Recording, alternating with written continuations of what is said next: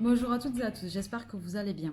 Aujourd'hui, je vous fais cette vidéo pour vous parler de la réflexologie plantaire, parce que c'est une technique qui est très utilisée en naturopathie du fait de son efficacité. Il faut savoir que chaque organe est représenté précisément sur le pied, et on appelle ces endroits les zones réflexes, c'est ce qu'on vient stimuler. Cette technique est utilisée par le naturopathe soit au cours d'un bilan de vitalité afin de recueillir un maximum d'informations sur votre fonctionnement physiologique, ou bien lors d'une séance afin d'être de manière préventive par exemple, ça c'est dans le meilleur des cas, ou bien pour vous aider si vous avez une problématique, qu'elle soit aiguë, chronique ou évolutive.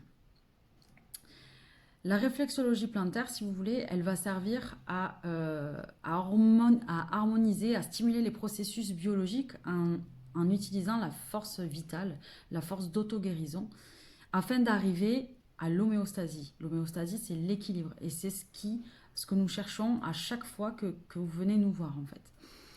Cette technique va aussi permettre de se détendre, d'apaiser, de soulager des douleurs, mais aussi de stimuler les processus d'élimination de toxines, stimuler les organes, régulariser les flux des humeurs dans le corps.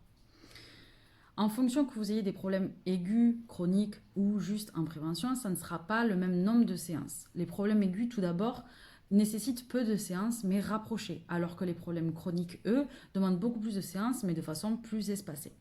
Par ailleurs, il y a aussi des contre-indications à cette technique. Les premières sont locales, au niveau du pied. C'est-à-dire si vous présentez des mycoses, des plaies, des corps, des durillons, tout ce genre de choses qui peuvent être douloureuses ou tout simplement embêtantes lors de la consultation. Ensuite, il y a des contre-indications totales à se faire pratiquer cette technique, comme par exemple des maladies, des pathologies lourdes évolutives comme le cancer, le VIH et bien d'autres. Dans les autres contre-indications, il y a aussi des contre-indications plus locales, c'est-à-dire qu'il ne faut pas stimuler chez une personne ces zones à risque, notamment une femme enceinte. On ne vient pas stimuler les zones réflexes du système génital. Ces contre-indications sont valables dans les cas de cancer ou de problèmes cardiaques par exemple.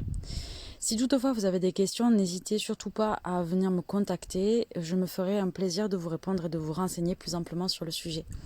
Merci beaucoup en tout cas de regarder les vidéos, de les partager et je vous retrouverai plus tard pour parler d'un autre sujet. En attendant, je vous souhaite une belle fin de journée et je vous dis à bientôt.